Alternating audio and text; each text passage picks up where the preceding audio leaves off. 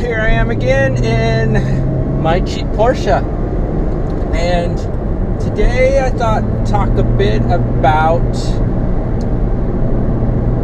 why I got a Porsche, and I'm going to talk about my first. This car here is my third that I've had, and it becomes a bit of an addiction.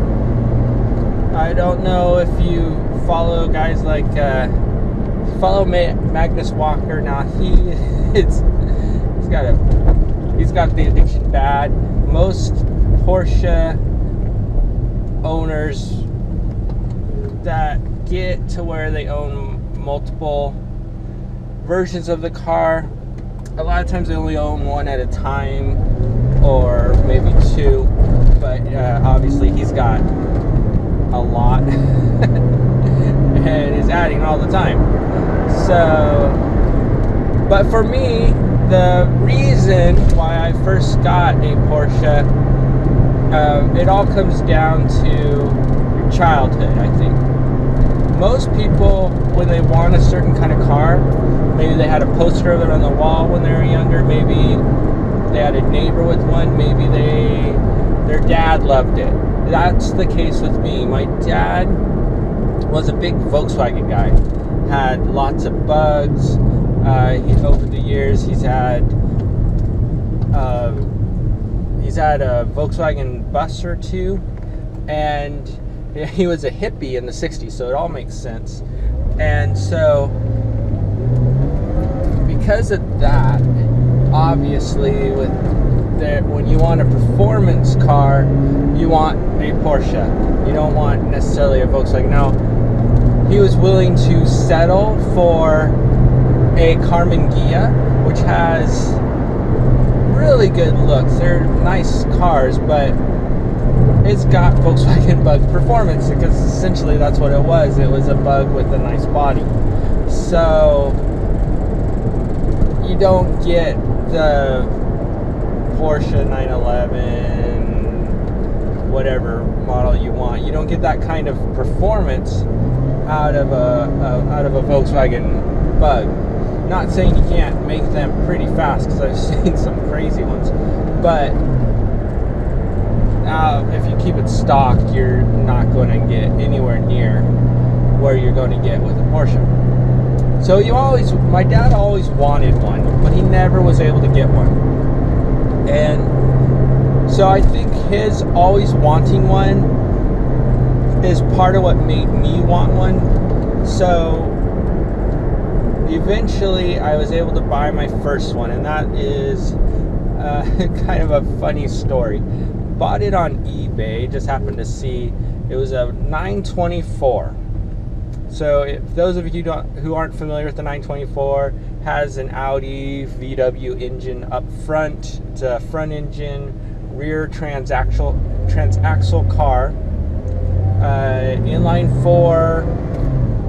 Mine was a 1979, I believe, if I can remember correctly. And that car was able to 0 to 60 wasn't very fast. I believe mine had more horsepower. Originally here in the United States, they only had like 90 horsepower. Mine had a little bit more, so it was 110. Far cry from what Europe had, which was 125 from the very beginning. And that's because of emissions regulations here in the United States being more strict than they were in Europe. So because of that, it wasn't a very fast car. And eventually I moved on to, I think what often happens is you get one, maybe you get a good starter, and then you keep moving on. So the story about when I got it is I found it on eBay, and actually my wife found it on eBay, and it was under $200. So bidding went up, and we went up to, I believe the max bid that we had was $220. So it made it up to $220, and we ended up buying it for $220. So essentially got a $200 Porsche. Now, this car, it ran and it drove. So $200, a car that you can actually drive, that's not very common, especially one, even if it's a 924, which they're not worth a lot right now. You can find a lot of 924s in really good shape for under $2,000, especially the non-turbo. Turbos usually fetch a little more money, but the non-turbo, non-924S, which is essentially a 944 and a 924 body, those cars, they don't fetch as much money. So we bought it, had to go pick it up. It was in Oakland, which was a few hours from where we were living. We were living in the Modesto area at the time. And so we went to Oakland. Well, I hadn't really been to Oakland itself. I had been through Oakland, right? So usually when we went to the Bay Area, we'd go to San Francisco area, Berkeley, whatever, but not Oakland. Drive past Oakland. But I didn't know what was a good area, what was a bad area. Most of it, from what I understand, is not good. But there's apparently one of the not so good areas is right by the Oakland Coliseum. And this car was located on Coliseum Way. So those of you who have been to Oakland, you know where Coliseum Way is, right by the stadium. So I go after my job at the time and go pick up the car. The guy does all the paperwork, all the business through a chain link fence with barbed wire on the top. So, and you would not come out from there. He was behind there and did everything through there. It was getting late, so the sun was starting to set, and he told us, "You better get this out of here before it gets dark." So the battery was dead, so I had brought a new battery for it. And it took me a while to get the hood up because the hood release lever was broken. Ended up that there was a wire, the wire to it was stuck out a little bit of the car's hood, and I was able to take that wire and pull it, and it popped up, open the hood. But that took a while. In the meantime, while I'm trying to do all this, two cars keep going by, with people dressed in gang-related types of clothing. So more than likely, don't know for sure, but based on what was said and kind of what they were doing, they were very likely gang members because they were circling, yelling things at each other. For instance, one of them yelled, "Are you going to kill me?" And the other one said, "Yes." And they kept doing this kind of thing. And when I heard that, I was like, "Not while I'm here. Come on, I'm getting out." My wife was pregnant with our first son at the time, so I told her to leave and I would get this done as quickly as possible. So she got in our other car and started to head out. I got the battery hooked up quickly, especially as this is happening. I'm trying to get out of there as fast as I can. And then what happened was I got it started and took off. Now you couldn't put it in reverse. You do first, second, third, and fourth. There was a 4-speed. And the funny thing is, you could get it in reverse, but it's really difficult. Later found out that the connection to the linkage was loose, so it wasn't tight. You just needed a new Actually, what it needed was a new lever for the shifter, as there's a little knob on those. That knob is what makes it so that so that those 924s don't have any slack in there. It makes it very tight, but over time, from the shifting, the metal curves in and makes kind of an hourglass shape, and that is what gets sloppiness. So if you have a 924, similar on some 944s, and you have sloppiness where it's getting difficult, you're feeling kind of, when you're have it in gear,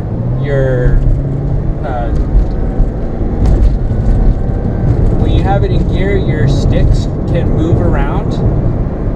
That is, so you see, this doesn't really budge much. The other one, when you had it in gear, it was just like oatmeal, and finding the gear was like having to stick in oatmeal, and you're just kind of moving around. It's although that may have been a little disrespectful to the oatmeal. So anyways, so we got it. I was able to get it enough to where I could drive it, and was able to drive it to Pleasanton. Now, we had to stop every so often because, obviously, for $220, you're not going to get a perfect 924. Far from it. You're going to get one that leaks oil, or things like this. This one leaked oil. So we got to about Pleasanton, had to put more oil in it. It essentially had a free flow oil filter, because that oil just was not staying in the case, so it always had clean oil, I guess, as long as you kept it full. But because of that, we had to stop and get some oil. So I stopped. Now, another problem that it had was the door handles needed to be replaced, and they could not be opened from the outside. You had to you push open the door handle, like click it, and it wouldn't work. Well, the metal inside there actually broke, so you had to get it through the window or climb it through the back hatch to unlock it. So we stopped to put oil in, and without thinking, I have the car running, keys in the car, and without thinking, I shut the door. Well, when you shut the door and the door handles are broken, yeah, you can't get in. If I remember right, actually, it was only the driver's side that was broken, so you could get in through the passenger side, but leaving the keys in there, the car running, and don't have an extra spare keys, yeah, that you shut that door and that's it, you can't get in. So what we had to do was go find a Walmart, and we found a Walmart in the Pleasanton, Dublin area, and we had to buy a coat hanger, and we used the coat hanger. We were able to use that to unlock the car. But of course, this whole time the car's been running. Fortunately, it didn't run out of gas. Had to put oil in it again because it's leaking oil as it's running. So we go through all this. It's been a late day, and I need to get gas. We're about Tracy. If you know the Bay Area, you know where Tracy is as you go towards the California Central Valley. And I go and I get gas. Usually not a problem. Turn off the headlights. It's gotten dark, so I have the headlights on. So I turned off the headlights and I got out, pumped up, filled it up with gas, got back in, was able to start no problem. We're all good. Go to turn the headlights back on, and the 924s, it's a flip switch that kind of, when you hit it, it goes up. So I hit it, it breaks. That's it, it breaks. I can't turn on or off the lights anymore. The light switch just broke, the plastic. So at that point, it was very dark. You can't drive a car with no headlights on the road. So I had to have it towed. The tow cost $250. So paid more to have the tow back to my house than I paid for the car itself. Well, that was a GT apparently. They wanted to make sure we knew it. Maybe he saw we were filming, so he wants to make sure we hear it.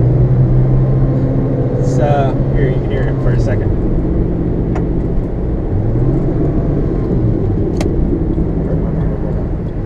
Anyway, so the tow costs more than buying the car itself, and so yeah, it actually ended up costing closer to $500 when everything was put together. But we got it home, started working on it, and started doing the math of everything that needs to be done. I got some work done on it. The oil leak ended up just being the oil pan gasket, so not too bad. It needed a paint job, new seats. Started doing the math on everything I needed, and of course this is my first Porsche, so I didn't really know a lot about the 924 yet. Learned after I had it a lot about the history of 924, 944, 968, 928s, all the front engine cars, and so when I did it, well, the front engine pure sports cars, not their front engine SUVs and such, but as I started learning and I started adding up what needed to be done, a lot of work had to be done to this car. So doing the math and find that, hey, you know what, I can buy a faster 924 or 944 for less than this. So I'll go into that story another day because that's a whole nother story. But eventually got rid of the 924. There was some DMV issues because it was a lien sale. So getting it back into my name was a bit of a hassle. Something to start asking how easy is it going to be, and is it up to date on tags, because didn't realize how back the tags were because the color of the tag was the current color. It was, I believe, an orange that had been used in like 2005, and then this was a few years later and they reused orange, so it looked like, hey, it's got current tags, and so because of that I assumed as I'm driving that everything is pretty good that way. Well, that was another factor. It was going to cost it's either like $600 or $800 just to get everything so that this car could get back on the road, get smog, get all that, and it was just, if someone wants to not pay tags, please just put it on plan non-op. It's not, if you're in California, it's so much cheaper and it'll be easier for the person to get it back on the road. It's only like $20 or $40 to put it on plan non-op. You can't drive it at all, but you're not supposed to drive it at all if the tags aren't legal, so you might as well do that. So anyways, because of all that DMV rigmarole, we ended up donating it, so about broke even as far as initial price, because you get a $500 tax deduction on the donation. So that's what happened to my first Porsche. So next time we'll talk a bit about the 944, which was my second Porsche, and then I'll talk a bit about this one. Now, sometimes I find it's interesting. This one's probably the more interesting story. I aided by the fact that I had some danger involved and I lived. So you never know about that. But thanks very much for watching, and we'll keep this going. I hope that you like these videos. I hope that this vlog isn't too boring. If it is too boring and you made it all the way through, well, you deserve a badge of honor. And maybe we'll start seeing people. I'll know for sure how boring they are when I start seeing people in the comments say, hey, I made it all the way through. I'll be like, okay, we need to spice this up a bit. So thanks very much for watching, and we'll see what happens in the future with these. Hopefully they keep coming. Hopefully you guys like them. And yeah, this is me and my cheap Porsche.